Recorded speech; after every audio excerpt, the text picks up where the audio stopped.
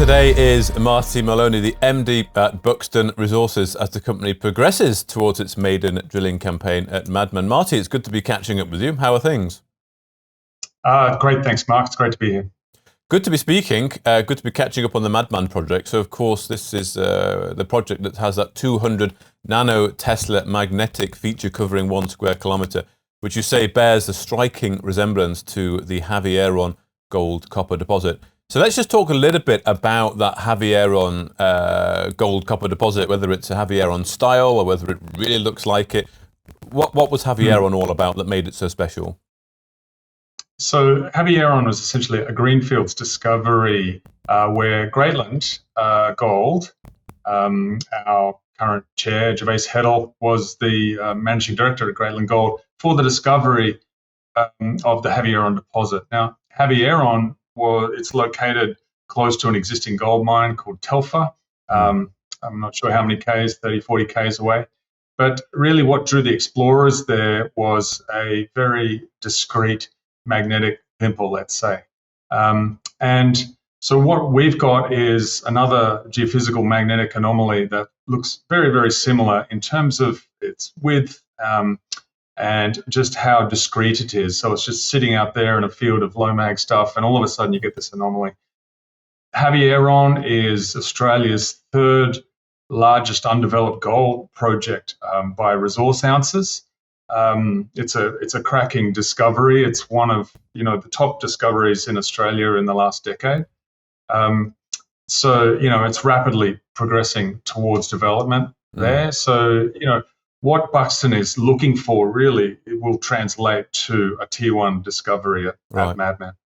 Well, I know that's what Gervais, when we've spoken to him before, says that he wants to do, is to build a really big company similar to the success that Greatland saw. And I know people like to make analogies to different deposits. Greatland is often cited.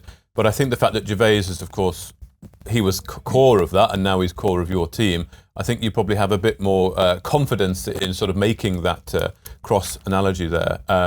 Is there anything particular that stands out that gives you confidence that it is like Havieron? I mean, it's still early stage, isn't it? Well, we're located within the same geological region, so it's plausible that the same geological event, the same time, the same hydrothermal event at that time caused both the Havieron and the Madman anomaly. Okay. There's sort of more technical reasons why we're confident that the two things share the same timing. There's something called a remnants vector, which both deposits share. So when you try to back calculate what the original magnetic field was doing at the time, they're identical. So there's also some information nearby to our project where the Geological Survey of Western Australia have ascribed some gold mineralization at surface to that same event. So that's at the Trainer area, and that information is sort of included in the About Madman Project in our press releases. Okay. And it's not too deep, is it? It's sort of about 200 meters there below the surface.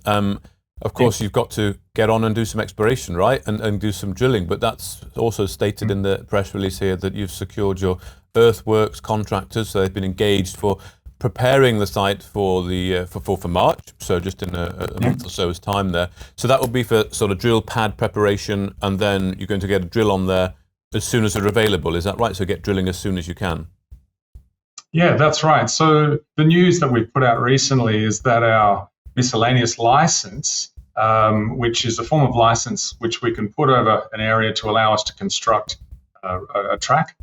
That miscellaneous license has proceeded through its application process without objection. And that's really a testament to the sort of engagement that we at Buxton have with the stakeholders in the area, in particular the Native Title Group. So we've got an agreement with them, we've worked with them, we've done the heritage survey.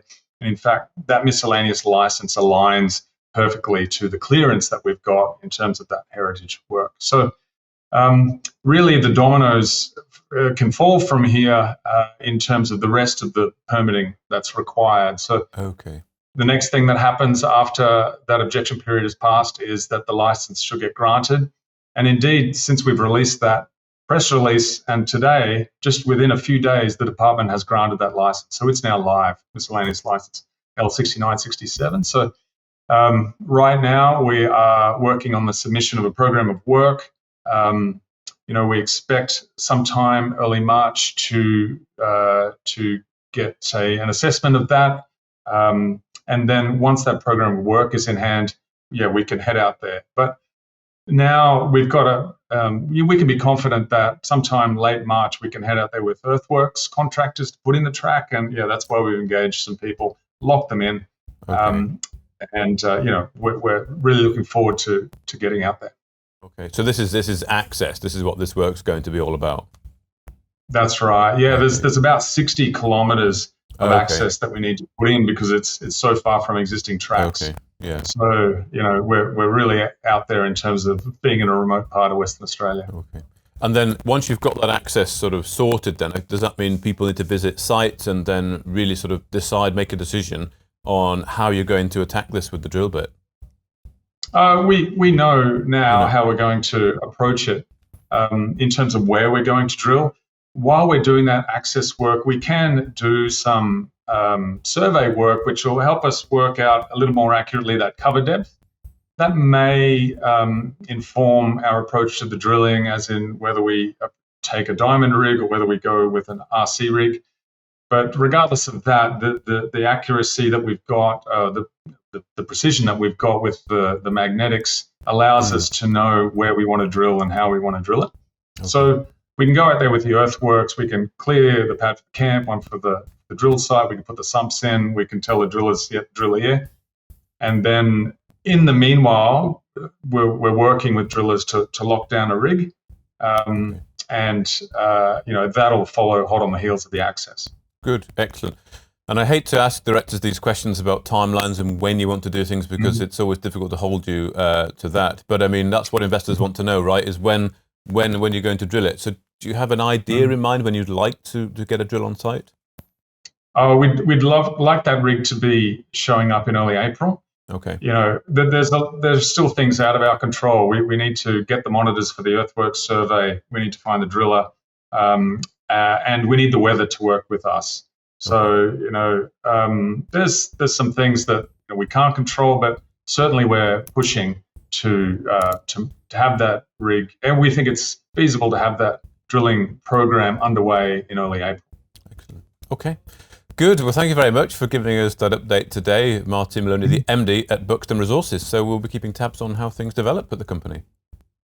Look forward to catching up with you soon. If you enjoyed this interview, then give us a thumbs up, a like or a retweet. Subscribe to us on YouTube or follow us on Twitter and hit that notification bell to be the first to know when we release new content. There's loads of great content on our website too, across all our programs at stockboxmedia.com.